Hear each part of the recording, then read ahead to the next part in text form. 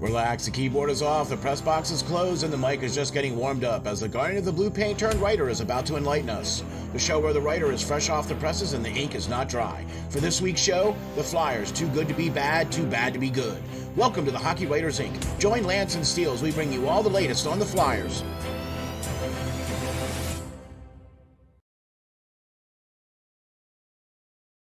Hi guys, welcome back to another edition of the Hockey Writers Ink. As always, I'm your host, Lance Green. And as always, I'm your co-host, SteelFlyers. And ladies and gentlemen, I'm here to tell you, we're here to talk about them Philadelphia Flyers here on the Hockey Writers Ink. We are on episode 108. Wow, how about that, Lance? 108, man. 108. We got two great, awesome articles to talk to you about today from Lance's great repertoire that he was able to crank out for us. So we got two great articles to talk to you about today, and really excited to get into that. And also, we would like to say huge thank you to Manscaped.com for sponsoring the Hockey Writers Ink. That's right, folks. Go to manscaped.com and get 20% off. Type in Hockey Writers Ink, all one word, and get 20% off your order at manscaped.com. This show is brought to you by Manscaped. Thank you very much. We appreciate the sponsorship, man. You're looking at 2 of the 7 million guys who appreciate and use their great professional products. Go to manscaped.com and get 20% off. Type in Hockey Writers Ink, all one word, and get 20% off with free shipping. Thank you, Manscaped, for your support. Really appreciate that. Lance, my man, woo! We got 2 smoking articles you put out in the span of a few days, and I have to tell you, I had to steal the title of one of your articles for the namesake of this show. I think I know which one. Okay, here we go, ladies and gentlemen. Welcome to the Hockey Writers Ink, episode number 108. And the Flyers, too good to be bad, too bad to be good. Mm-hmm. You know what, Lance? I'm going to tell you something. That's not quite the first article that we're going to talk about. Okay. We're going to go back to the one that you wrote a few days ago. Okay. And the reason why is because we didn't get a chance to do a show due to whatever reasons. We weren't able to put a show out last week, and we really wanted to because you had an article that was out late last week, and we should have done the show with this article. So we're going to include it on this show because we usually do 2 articles anyway. So, hey, we'll get 2 articles in. All right. Just released late last week, right? And it's the Flyers would be wise to trade Ivan Provorov to an NHL team ASAP. And I am completely blown away. This most awesome article, sir. Lance, you always seem to have just the right idea at just the right time and with some of the best suggestions going. I mean, we have spoken on numerous shows that we feel there's a number of players that are not playing up to contract. For sure. Okay. Kevin Hayes being he's before this year, yes. That was before this year, right? Mm-hmm. He was one of the ones that we were talking about that was not playing up to contract. Now he is now finally playing up to contract, right? Right. But one of the ones that we were talking about as well was Ivan Provorov. And I want to know the inspiration behind why you feel that he needs to be traded ASAP to a team. And I got to tell you, man, I really enjoyed reading this article because you have such a unique way of pointing out what the flaws are, and then here's how to fix the flaw. Mm-hmm. Do you know what I mean? So it's not like you're just going, yeah, here's what's wrong, right? But no, you're going, hey, here's what's wrong, but look what we could do to make it better. Right. So talk to me, man. Talk to me about this one. For sure. Yeah, I don't like to do articles like most writers do and just complain about an issue. I'm going to come up with a solution.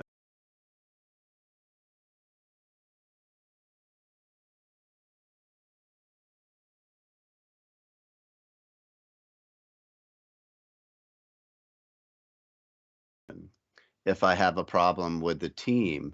And, I don't necessarily have a problem with Ivan Provorov. His name's been out there.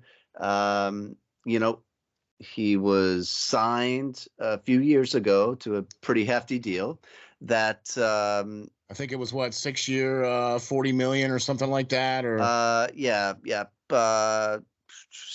$40.5 million, giving him a 6.75 cap hit. All right, $1 million cap hit.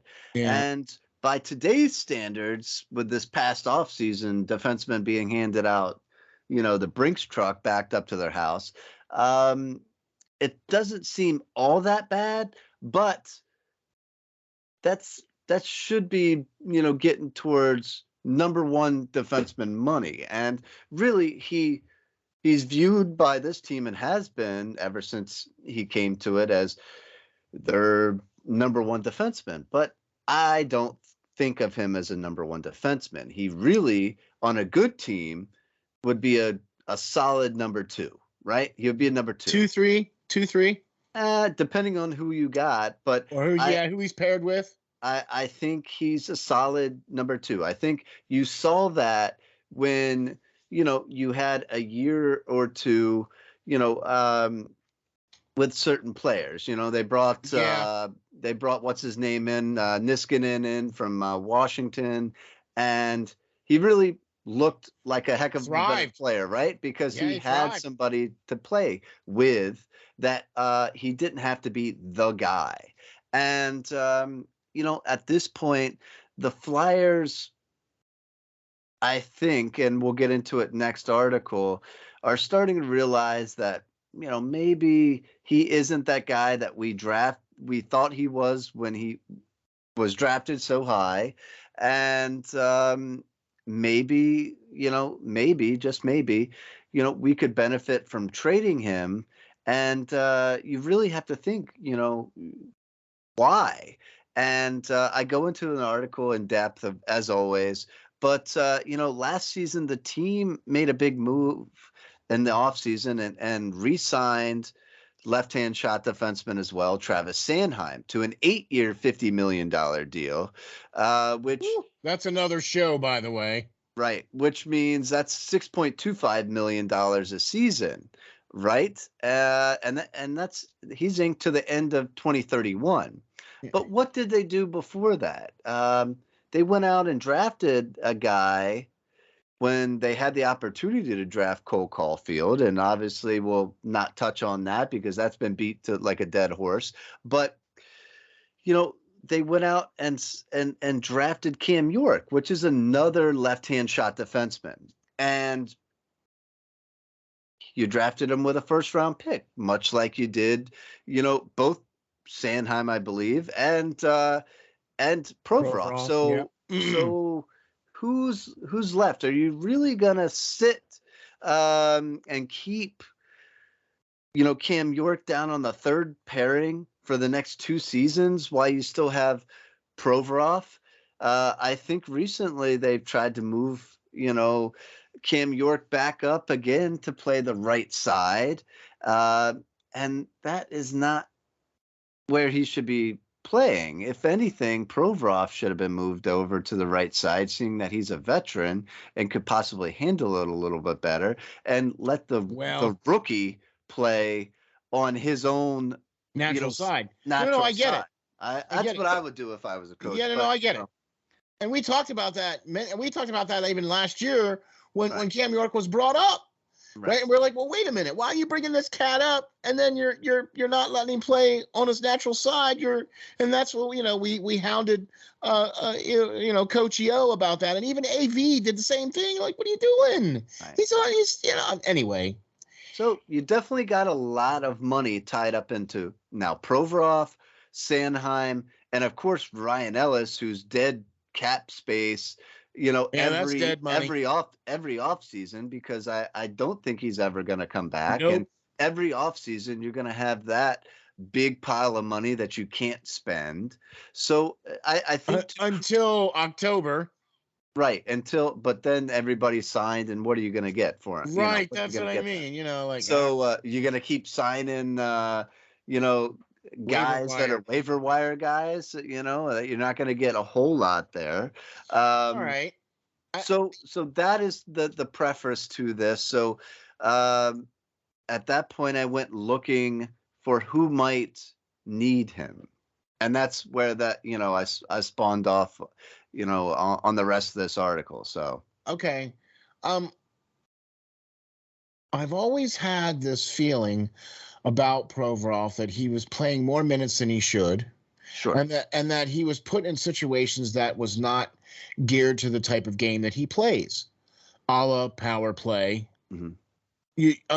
Right? He is just not that guy. I just don't think he is. He just has never shown the ability to either A, be the quarterback, or be the one that can, handle being up there at the point. I just don't. I get nervous when he's up there. You know what I'm saying? Like, I prefer the D'Angelos or the Yorks as the quarterbacks. You understand what I'm saying to you, right?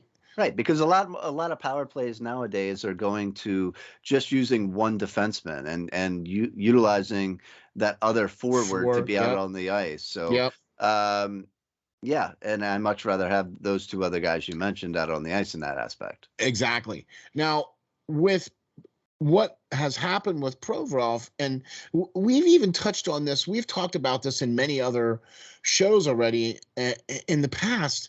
And this is kind of why I feel that this was the perfect timing for this article once again, because I believe that the trigger needs to be pulled now, because it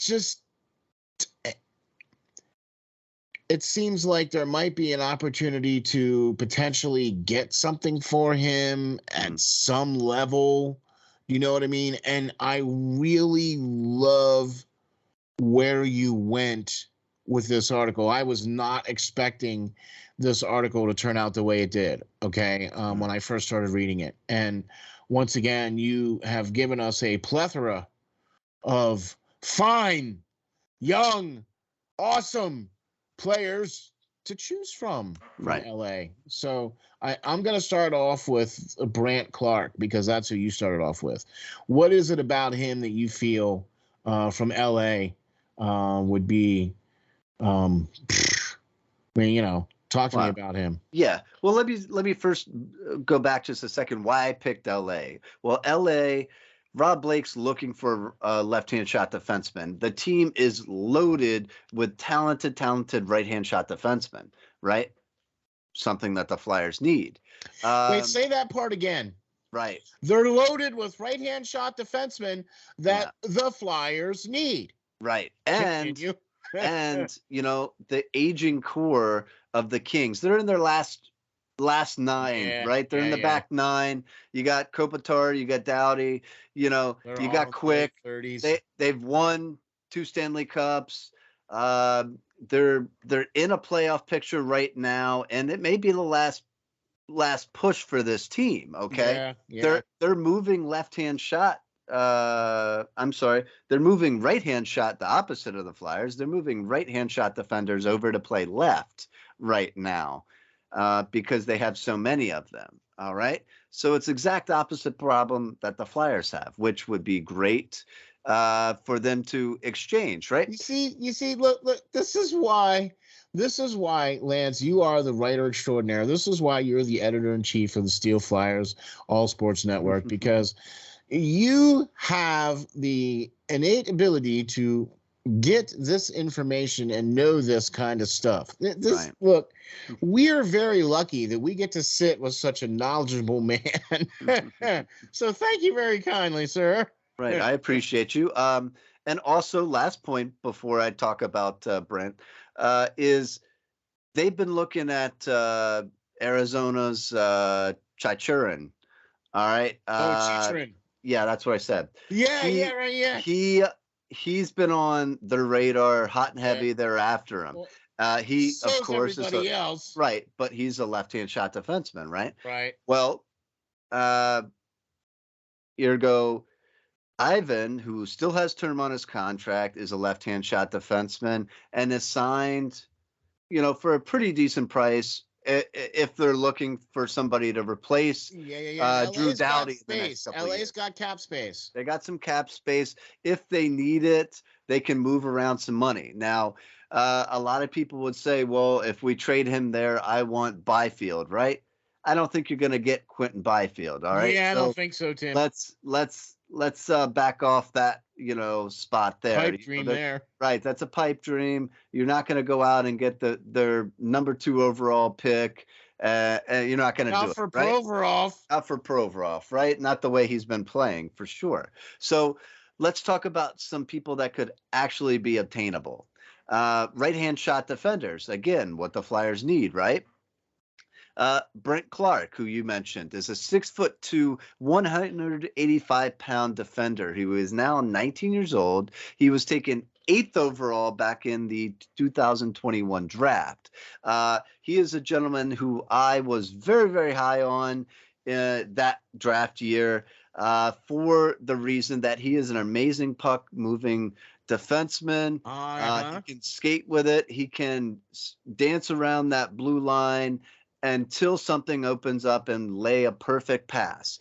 He is playing his behind off down in the AHL for the Reign, much like most of these prospects have done. Most of these guys have at least come up and had a little NHL experience, as Clark has. As well. You can watch some, if you look at the video, if you look at the article, you can see some of the videos that I posted up about them. I didn't go into depth about all their stats. You can do the research on anybody you like, that I've laid out here. But I think Brent Clark would be, one of my first asks for sure. At least. At the very least. Well, that would be one of the people that I would ask for sure. Okay, so now look, here's the other thing, and this is the other thing that I wanted to kind of throw at you on this now, okay? Let's keep in mind now, who's going to be striking these deals? Who's going to be the one that's going to go, well, so I got Ivan Provorov, and would you guys trade me with Brant Clark? Would you guys do that? I mean, I don't know, man. Does the current administration have the stones to pick up the phone and call LA and be like, hey, man, what do you guys think? Hey, what? You know what I mean? Yeah, I mean, I think you should lean on the person there that's basically still around that was with LA and was the GM for LA for a long time. And, he's now with us. So I think you should utilize him, Dean Lombardi. He's still up in the Flyers and he's still kind of helping out up there. And I think he, will get him to make the call because he knows obviously Blake for a long time and get him to kind of make that deal because I don't trust Chuck. At least lay the groundwork and just go, here, Chuck, I've already made the deal. Just say you're okay with it. That's right. About it. I don't know. Yeah, gosh, man, wouldn't that be that's a pipe dream there too. Mm-hmm. That's why, look, even the great guys, Jordan Spence, right? He was another one that we were really high on when he was coming out in the draft as well a few years ago as well. And I do remember Brant Clark as well being one of the ones that we were coveting for the Flyers. You know what I mean? So the list of players that LA would have available, I mean, you don't have to get the head guy. You don't have to get the main, you know what I mean? Like you said, and this gives the Flyers an opportunity to shed some, that ugly contracts that, get some cap space back for sure. And get at least a plug and play guy now, that they could put on the team and could be able to just slot in, and not have to worry. Yeah, that's what I'd be worried about. And any of these guys, they've been playing in the AHL for a while. They've been called up at times. They're ready. The only difference is they'd be playing for the Flyers if they were a Flyers prospect, but LA's in, a playoff picture, and they have a roster that is full of veterans that are gonna play for another couple of years, and then these guys are gonna take their spot. It's a big difference, and like I said before to you in so many shows, they do it right. They've all been playing together. LA does since they've been signed, right? Yeah. So all of these prospects have been playing for years together, and even the next guy on the list, Helgi Grans. I love this kid. A 6'3", 205-pound defenseman who's 20 years old, taken back in the second round of the 2020 draft. If they say, no, we're not giving you Clark, okay, well, give me, Helgi, give me, Jordan, give me, multiple other guys then. And this is why I listed so many. Obviously, we're not going to get a slew of these guys and every single one of them. But this is a place where if Chuck got turned down for the guy he wanted, then there's a plethora of guys that he could ask for or settle for. And I think we would be okay with it because it would be bringing still back quality prospects. It would be bringing back a, potential improvement for the player that was leaving. Mm-hmm. For sure.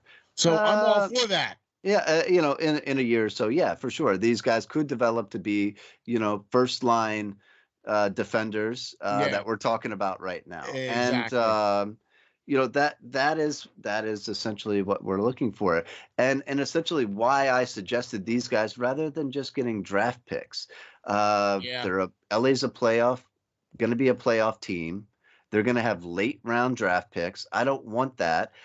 These guys are already been drafted, already proving themselves at a professional level. Exactly. Already showing that they can handle the NHL at times. So that is the kind of guys that I want for a quick turnaround. I don't want draft picks. Oh, yeah, we got a lot of draft picks for this guy. Okay, great. Well, what if you draft wrong? What if that guy doesn't develop? These guys are already developed and ready to go. Hey, what's wrong with that? Gosh, what do you know? We could take a guy that's already ready to go. Right. I mean, that's like, that's why I'm a little bit worried. That's why I'm a little bit afraid about how things are progressing, and I'm not seeing any movement, and I'm not seeing any advancement as far as where the administration is moving forward. Do you know what I mean? And that has me worried because there have been, this is going to be like the third year in a row now where muy importante moves need to be made at the trade deadline, and Uncle Chuck's going to drop the ball again. I don't know why he still has a job, but okay. So that's kind of what I'm getting at here. You know what I mean? And that's why, these are great ideas, Lance, and these are great articles to point out that these are some great players, but it would be helpful if we could get an administration in the front office that is forward thinking to the point of finding these players and making these deals and doing these kinds of things. Look, even if the next GM comes in, there's no guarantee that they're going to be making these deals too.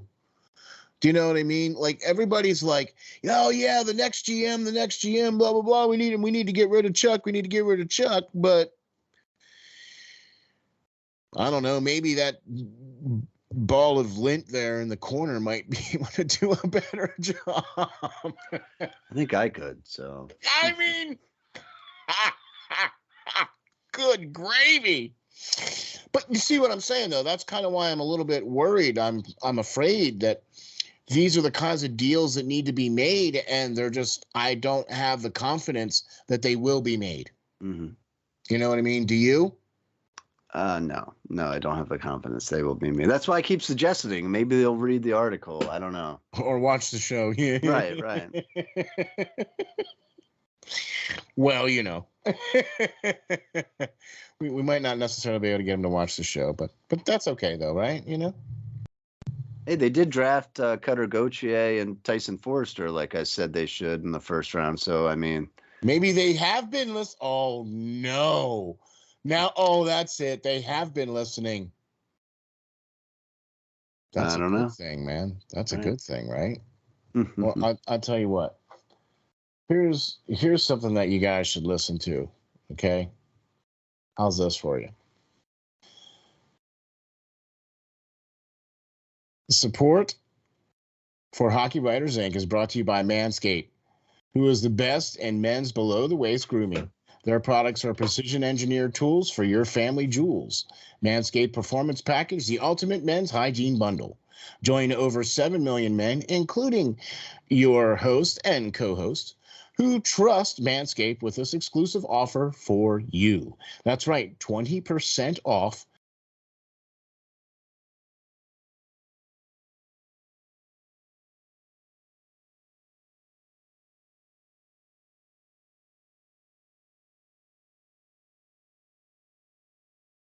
and free worldwide shipping with the code Hockey Writers Ink, all one word, at manscaped.com. If my math is correct, that's about 14 million balls. Let me tell you something. What an awesome product this is. It feels great in your hand. I have very large hands, and this is very well fits in my hand very nicely. And this performance package is a game changer. It comes with the Crop Reviver toner, the Performance Boxer briefs, the Crop Reviver ball deodorant, which, trust me, your balls will thank you. It also comes with the Weed Whacker and, of course, the Lawnmower, the 4.0. It is the trimmer with the best thing going. Okay, the ear and nose trimmer has also got skin-safe technology. That'll take care of you. And check this out, right? The Lawnmower is waterproof, so you don't have to worry about the mess on the floor, right? You just be able to take care of things in the shower. You're good. Clean up, put on your deodorant, your slick boxers, and off you go. And let me tell you something, folks. She will like it too. Go to manscaped.com, put in Hockey Writers Ink, get 20% off your entire order, free shipping. All you have to do is go to manscaped.com, put in Hockey Writers Ink in for the code, and get 20% off. Thank you, Manscaped, for your support. Really appreciate that. Lance, I got to tell you something, man. The namesake of this episode is the next article we're going to get into here, my friend. And I really, really enjoyed this one because the title itself just draws you in, right? This is what we said we were going to talk about a little later on in the show here as to what's going on with the Flyers. And the episode namesake, The Flyers, Too Good to Be Bad, Too Bad to Be Good, posted just yesterday on the SteelFlyers.com website, is the latest article from the Lance Green writer extraordinaire, and this could not be more perfect. Lance, tell me about the inspiration for this article. Because when you read the article, you very deftly explain where this kind of concept came from. Do you know what I mean? So I just want to get your take on this whole thing. You know what I mean? Because this is so perfect of a title. It so perfectly describes the Flyers. I mean, it's just amazing. I love it, man. This is another fine example, man. I'm telling you, dude. Thank you. This is awesome. I can't really take credit for it. It was something that the game was over one night, and my wife was sitting there watching it with me, and she actually said something in regards like the title of this article, and I was like, hold on, what did you just say? So Wait, I gotta write that down. Right, I wrote it down.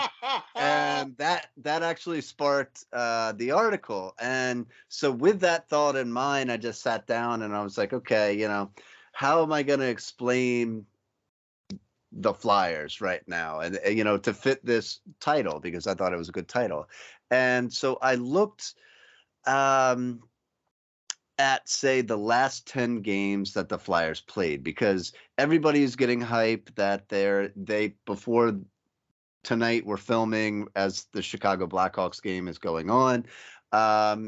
So before that is when this article came out, and they were 8-2-0 right at that time, and everybody was hype. Oh man, we won a lot of games. I was not that hype. Because we didn't move anywhere in the standings, though. We did not move anywhere in the standings. We won 8 games out of our last 10, and we were still 7th place in the Metropolitan Division. We had only won 19 games on the season out of 45. We have 45 points on the season, which, like the title says, is too good to, sitting there, too good to be bad, but too bad to be good. You're not, getting the Connor Bednard sweepstakes, but again, like every season, we're not good enough to get in the playoffs, right? We're not bad enough to get the good draft pick. Right. We're somewhere in between, right? As we keep being. So I decided to look under the microscope the last 10 games. And if you really go through the art, I don't want to sit through it, but basically, and go through each and every game. I did that in the article, really broke it all down and to give you a better picture of it. But I don't want to do that here. But what it breaks down to is the teams that we played against, okay, guys, and won games against in the past 10 games, I think have been the easiest competition of anybody could have over the past 10 games. Well, let's just say that except for the 2 games that they lost, the teams that they beat are at or on the same level as the Flyers as far as skill, talent. They're below. Or below. Yeah, all right. Okay. The team who are playing tonight, the Blackhawks. They have 28 points on the season.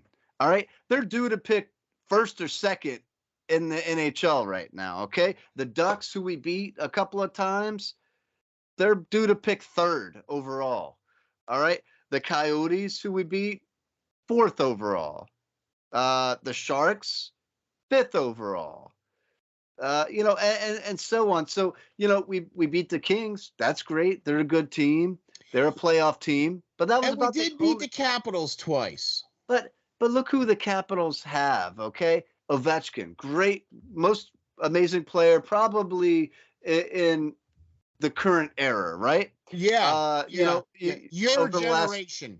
I mean, my generation seen Wayne Gretzky and Mario Lemieux and Jaromir Jagr. I'm a little older. I got a lot of gray hair, but at least in the last 20 years, I would say. All right. In the Sidney Crosby generation. Right. So, and I think he's better than Sidney Crosby. So, all day long. Well, he can hit, he can fight. We're not talking about Alexander Ovechkin here, but that is the thing. Look at Washington. They are one of the oldest teams in the NHL right now. Yeah, okay, by far. They what are they doing? They don't have any youth coming up.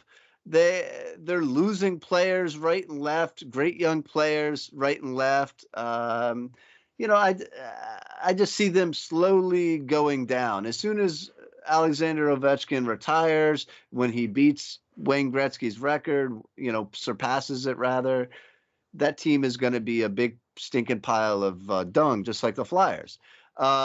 If they don't do something quick. I mean, they're old. Backstrom's, not there anymore. Like they're just Oshie's not there anymore. It's not the same group of guys anymore. You know what I mean? They're yeah, I'm with you. It's not the same. They're all older. It's just not the same. So I don't even give them the credit. They're not, one or two in the league anymore, in the East anymore. They're slowly dripping down to that. May make the playoffs, may not. All right.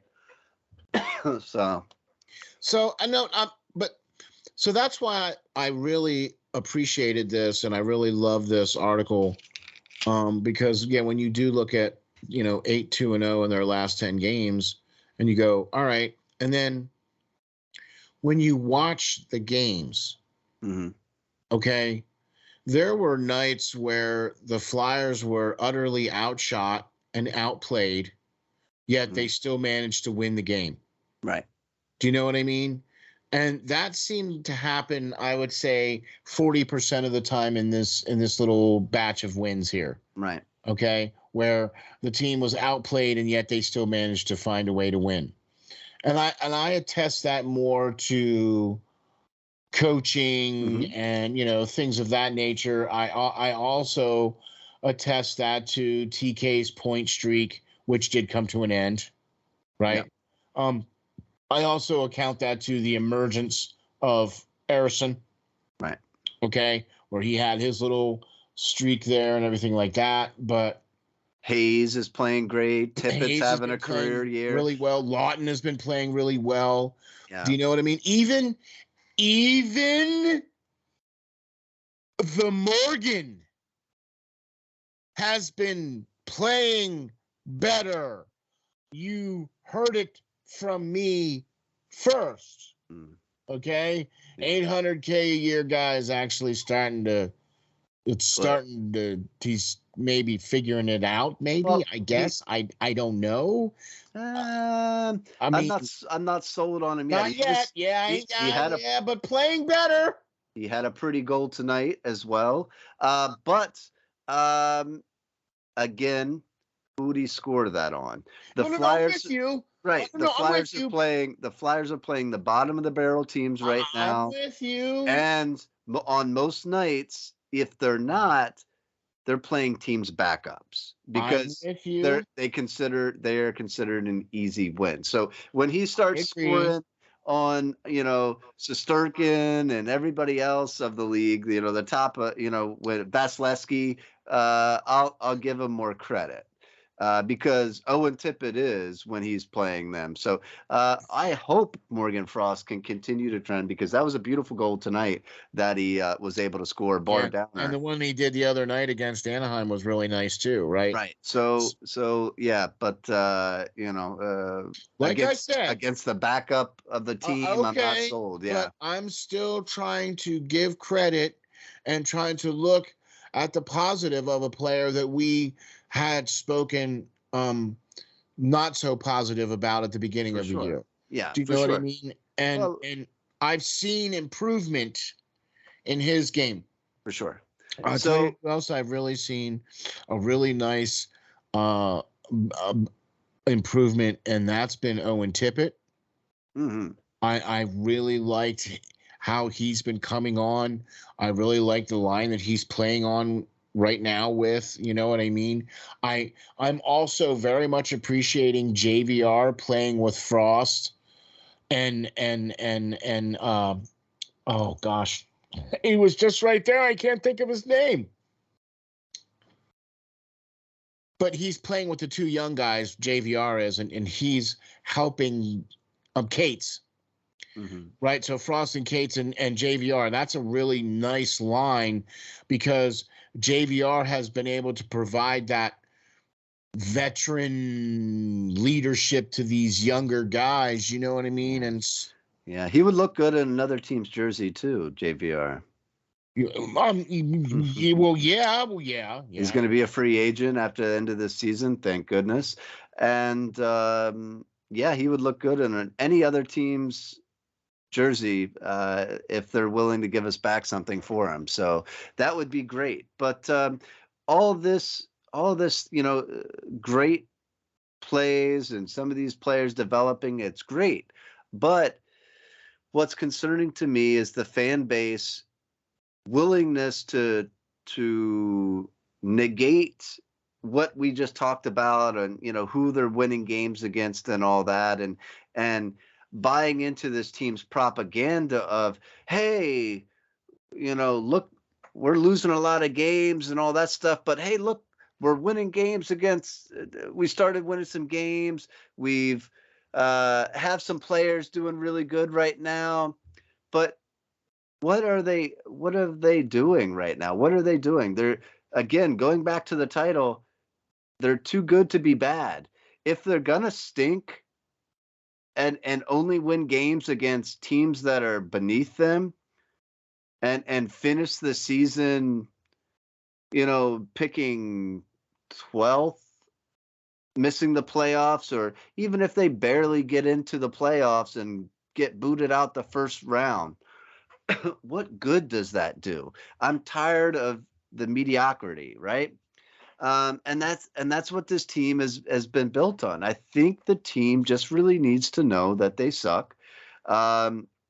Overall, they need to, they're good enough, but not good enough to be one of the upper echelon teams, and that's even with these young players excelling their game. We have no stars. Our goaltending once again is a question mark. Urson's playing Gate. He's solidifying himself as a great backup right now, but I don't think he's an eventual starter as of yet. He's still very young, and he's only played a couple of games in the NHL. So what should they do in this aspect? So this is where I took this article, and I suggested something that may not be most popular, especially to Philly fans, but it's something that over the salary cap era has been productive, and that is to stink, to tank. And you don't really want to go out games to lose them. Let me say this. I need to interrupt you here, Lance. I'm sorry. Right. This team is not going to purposefully go out and stink. No. This team is not going to purposely go out and tank. Right. That is a pipe dream. Right. There is no way on this planet that this team is ever going to purposefully throw games or lose games. That's not how this works. No. Okay, there's no such look. I'm going to say this. We saw it clearly with Pittsburgh, just like you pointed out in the article, over that span of time where they got Andre Fleury, then they got Malkin, then they got Letang and Crosby, right? But it still took them 4 years, even after they drafted Crosby, to hoist a cup. That would be a lot shorter time span than what the Flyers, since the last Flyers team hoisted the cup, though. And they have been competitive for how long? 15 years now? Ever since then. Yeah, right. Ever since then, right? Right. So, and you look at Chicago. Chicago did the same thing. They sucked for years. They got Brent Seabrook. They got Jonathan Taves. They got, of course, Patrick Kane. And then they started winning games. They were able to build something around that. Cups. Right. They won 3 cups with that, right? Tampa Bay Lightning. They stunk for years. After they won a Stanley Cup, they had to tear it all down. They traded LeCavalier away. St. Louis, is an elder statesman. He got out of the game. They got a young Steven Stamkos, number 1 overall. The next year or something, they got Victor Hedman, 2nd overall. A couple of years later, they drafted Andrei Vasilevsky. And lo and behold, they've won 2 cups back to back, and then lost last season in the Cup Finals. So it's proven that it that it works. But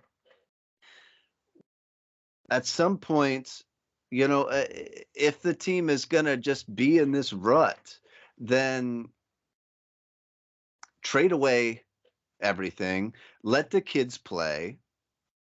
You know what I mean? Bring the kids up, let them play, and gain the experience. Yeah.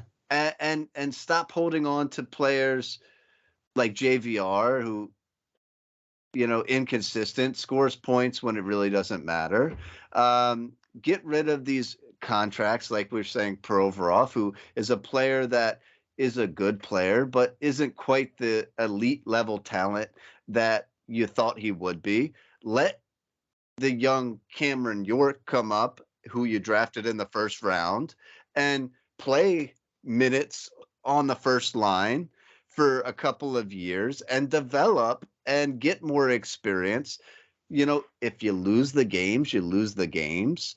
But yet you're giving your young players the time in the NHL to further develop. And then the Cutter Gauthiers and everybody else is going to come up and gain the experience. And then even if you lose games, you're adding to that group, that young core, each and every year with somebody that can step on the ice the next season or the season after. So then let me ask you this question then. Is it more of a ownership / management that continually brings in players that are just good enough to keep the team somewhat trying to be relevant? Or I mean, that fine line there, you know what I mean? Like is management, well, okay,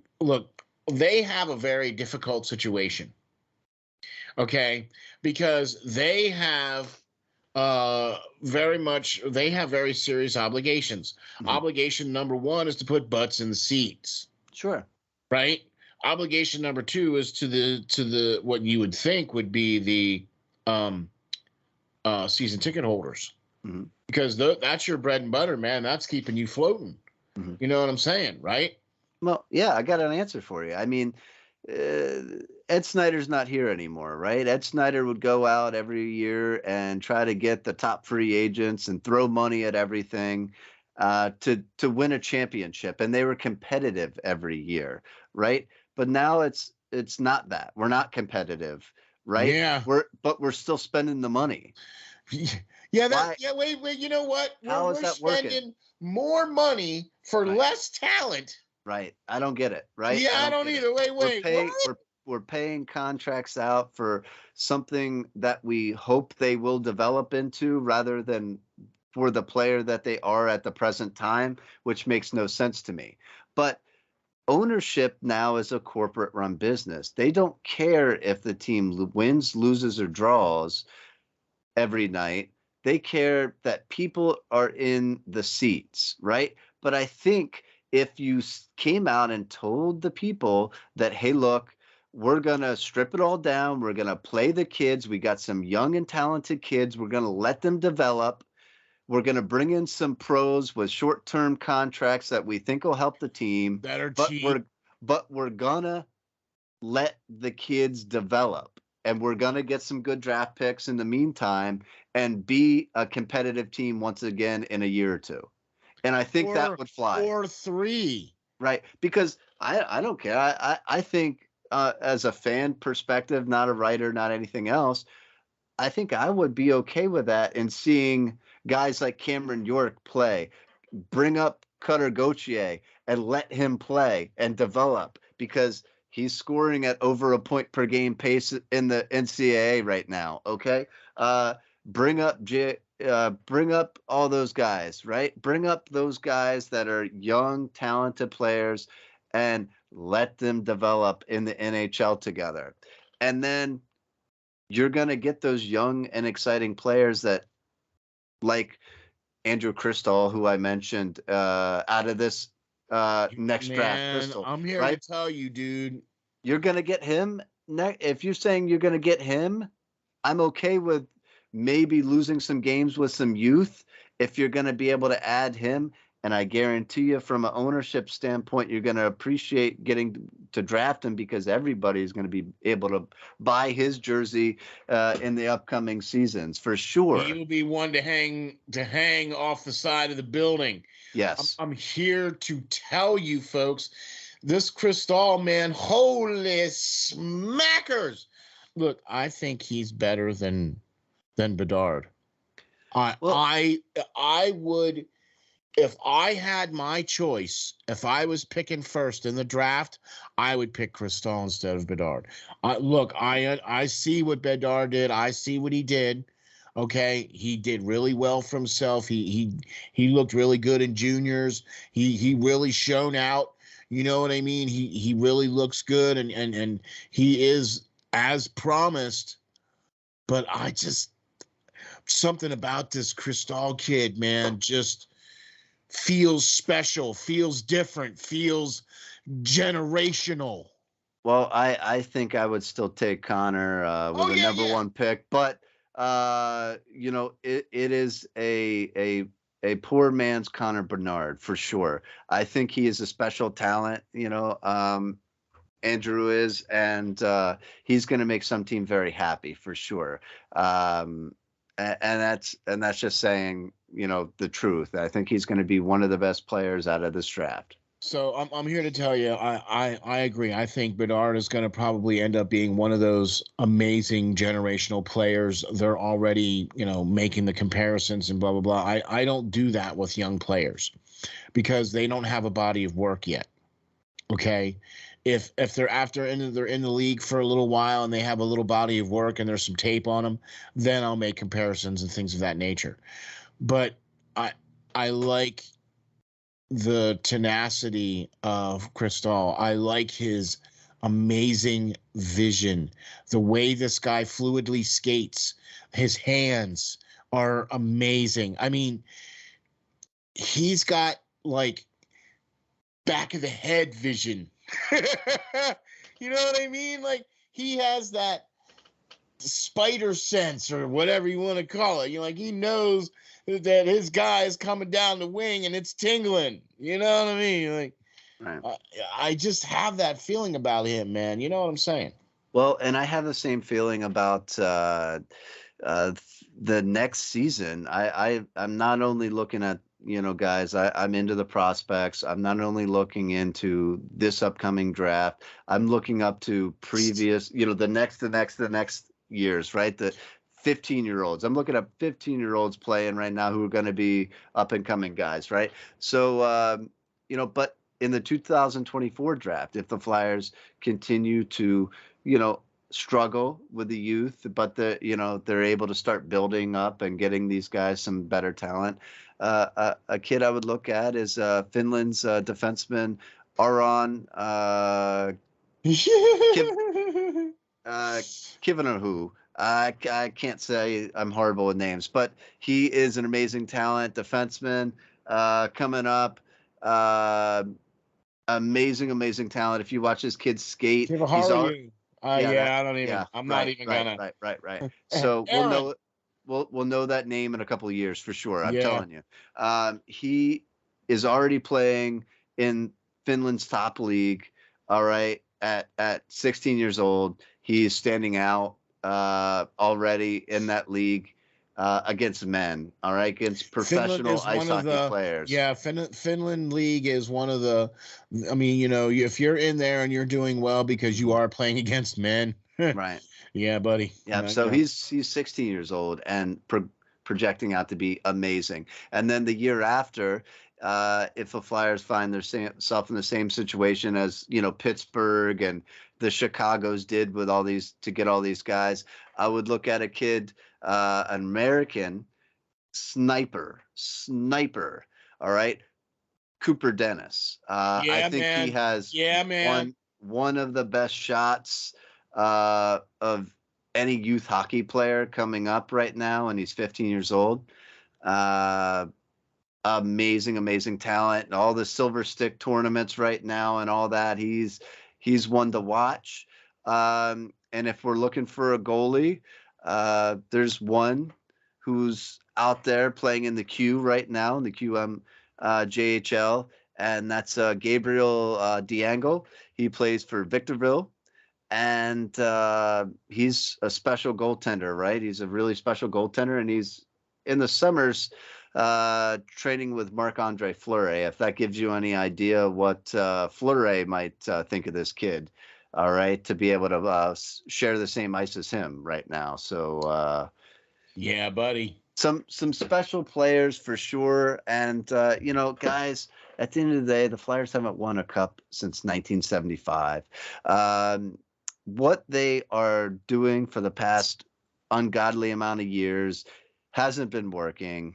The last real team I think that had shown both on paper and on the ice a real threat to win the cup was Eric Lindros and the Legion of Doom line. No, I don't think the 2010 team that went to the Cup Finals were that team. I don't think they belonged on the same ice as Chicago that year. I mean, Michael Leighton as a goaltender, and you think you were going to win a cup? All right.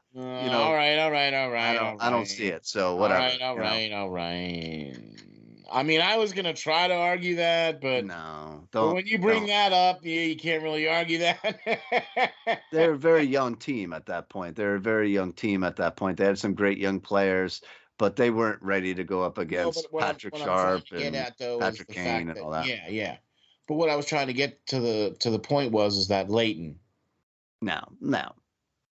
Leighton was the big thing. They definitely took it to Chicago and gave them a run for their money, but we saw where the problem was at the end, and who had Corey Crawford, who has won multiple cups, and where's Michael Leighton playing right now? Who? Yeah. So right. He's a little long in the tooth right now, but still though. Yeah. So all day long, man. Well, listen, man, I'll tell you what. We both feel that the Flyers have a lot of work to do, but we also feel that there's been some good things that have come out of this. We also feel too that the Tortorella effect has really affected how this team has played. I mean, as of right now, they're 19, 18, and 7? Something like that. Okay, right? So as of this recording, they're 19, 18, and 7. Still 7th in the Metro, right? Or still 7th in the East. Metro, right? Yeah. Mm-hmm. And I just still a lot of work that needs to be done. Still worried about who's going to be doing the work. Okay, so there you go. Yep, they've won some games, and that's great. And it's great to see at least they're entertaining to watch. Let's put it to you that way, right? They might be getting outshot and everything else like that, but if you can't beat them up, right? So they've definitely been entertaining to watch. You know what I mean? For sure. So, what do you think? So, Mr. Lance, anything on the horizon there, sir? Nope. I am getting ready to take a little vacation with my wife, and vacation. There you go. Yep. And I will be drawing up some ideas in my head, probably on the plane and all that other stuff.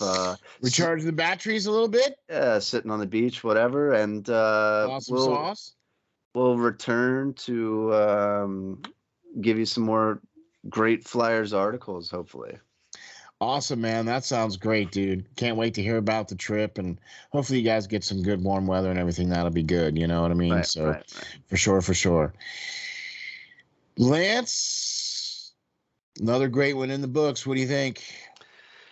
I think so. I mean, I tend to like our show. Just a little bias, But I am too, a little bit. You know what I mean? I like the fact that we give it to you straight. We're here about the nuts and bolts and the stats and the pluses and the minuses. And the actual hockey coverage rather than that other stuff right now. Right. Hockey coverage. Hey, how about that? Right. Talking about the game itself. We care about the game. You know what I mean? And we want to see this team win. We want to see this team be successful. And it just makes it, difficult when the team is kind of where they are right now because they're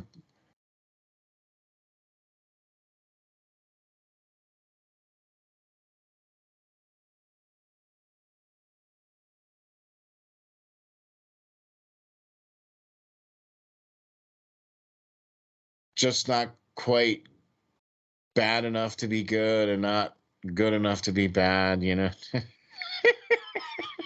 It's tough on the teams like that, you know what I mean? But at least the games have been entertaining to watch, that's for sure, right? At least, right. So, and there's been some good things that have happened here too. I do feel that Tortorella is definitely the coach for this team now, and for moving forward, for bringing the kids up and helping them to develop and everything like that too. So, Lance, thank you very much for your great articles, man. Really appreciate it. Yeah, I appreciate it, guys. All the views. I think a couple of them got some well reviewed and a lot of clicks. So I appreciate it. Thank you very much. And tell us, Lance, where we can find you, where we can get all your great stuff. Well, you can always find my stuff now on SteelFlyers.com, and you can find me on Twitter at Lance.Green39. Awesome sauce, man. I'm your co-host, Steel Flyers. You can find me on Twitter at SteelFlyers52. Please hit the like and subscribe, man. We really appreciate that. Also, we'd like to say thank you to Spreaker. They are the ones that allows us to get out to all of those great platforms where you can go to, say, Spotify or maybe Google or iHeart or Apple even, maybe, or Amazon, and type in Hockey Writers Ink. You'll be able to see us and be able to listen to us. And please give us a 5-star rating. That would be great. We'd really appreciate that. So big thanks to Spreaker for all their help and support in getting us out there into the podcasting world for all you folks out there to listen to. So really appreciate that. Also, big thank you to Manscaped for their support and for sponsoring the show and for being a sponsor to the SteelFlyers All Sports Network. Just remember, folks, all you have to do is go to manscaped.com. Type in the words Hockey Writers Ink, all one word, in the code field there to get 20% off your entire order plus free shipping. So big thanks to Manscaped. Really appreciate that. Thank you very much, Lance. Really appreciate all the great articles. And we will see you all on the next episode of the Hockey Writers Ink.